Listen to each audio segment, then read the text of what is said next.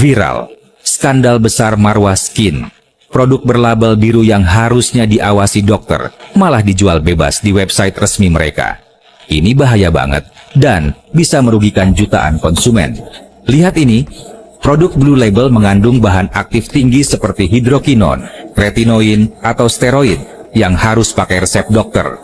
Tapi di Marwah Skin langsung check out tanpa konsultasi.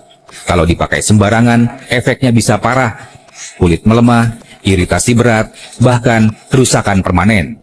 BPOM sudah jelas melarang penjualan online produk kayak gini. Banyak yang sudah jadi korban, tapi Marwah Skin tetap cuek. Ini bukan salah konsumen, tapi mereka yang sengaja abaikan aturan demi cuan. BPOM harus turun tangan. Kalau memang melanggar, produknya harus ditarik. Jangan sampai ada korban lagi. Tag temanmu yang pakai Marwah Skin. Mereka berhak tahu risiko ini.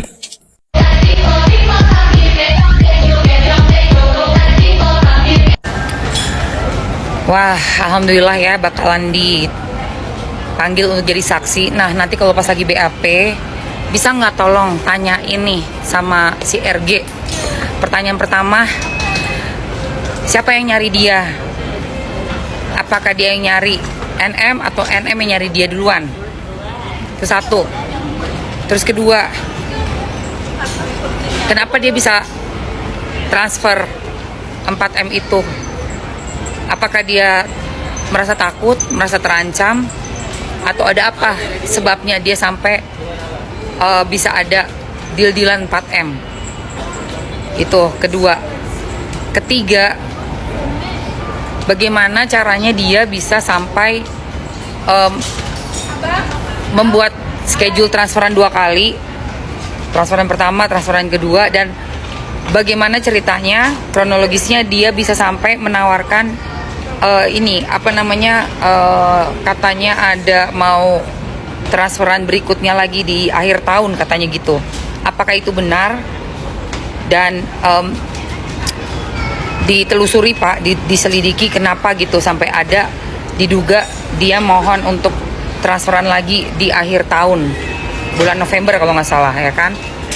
Udah gitu, apakah ada ancaman yang membahayakan diri dia, nyawa dia, atau nyawa orang-orang yang terdekatnya dia dari pihak NM? Yang keempat, dari mana asal duitnya? Uang itu dari mana? Yang 4M itu loh, kok gampang banget gitu, kayak mau langsung ngasih transferan gitu kan, kok gampang gitu. Udah gitu yang terakhir,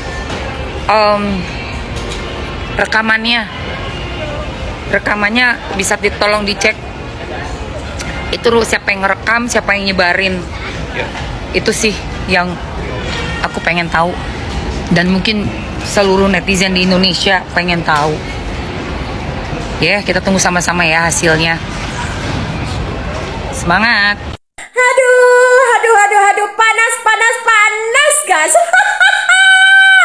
Ternyata Dokti panas, guys, melihat fenomena SS berlebaran bersama keluarga. Kenapa, Dokti? Jangan panas, jangan julid dong.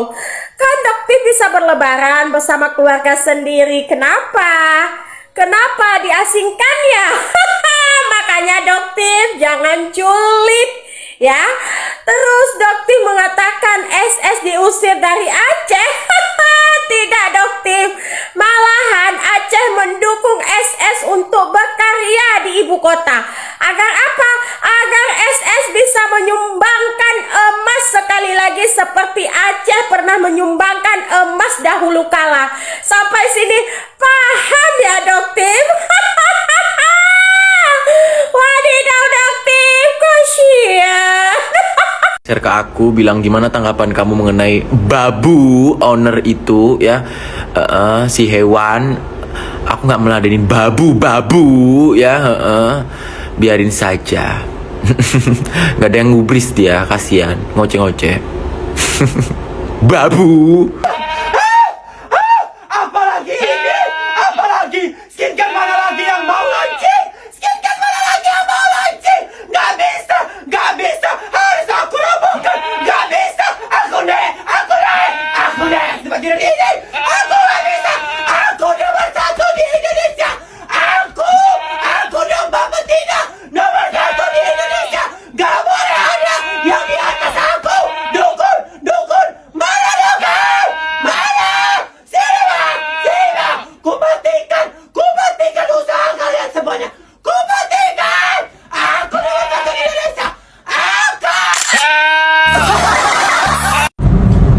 juga mau sampaikan terhadap huru-hara perskincarean kita yang ada di Indonesia ini sudah sangat berdampak terhadap perekonomian.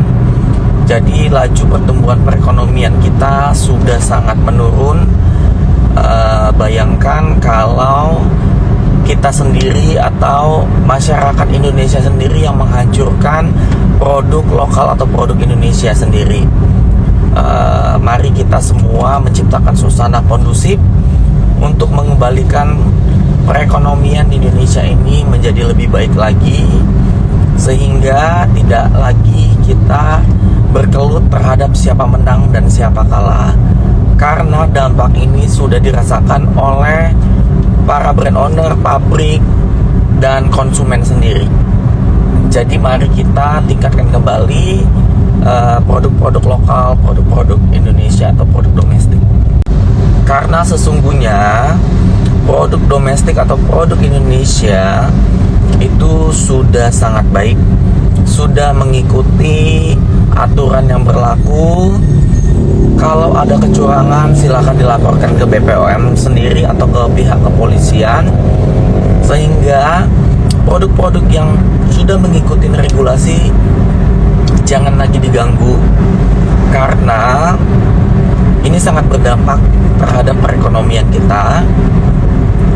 Bayangkan kalau nanti brand owner kita atau investor-investor lokal kita malah drop, dan itu akan merusak mata pencaharian, termasuk mata pencaharian pekerja atau karyawan-karyawan lainnya, karyawan yang ada dalam rekrut brand owner sendiri. Jadi harus diperhatikan.